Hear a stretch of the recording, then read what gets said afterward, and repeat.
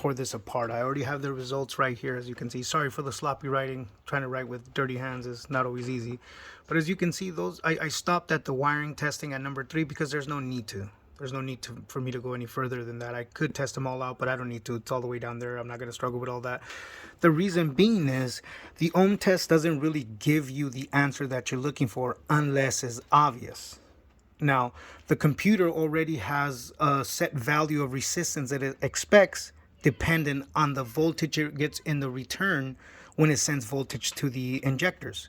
That's how it knows the value of resistance inside of the wiring, the injector. Now, it doesn't know where it doesn't understand where the problem's at. It just knows that if there's a circuit problem, you would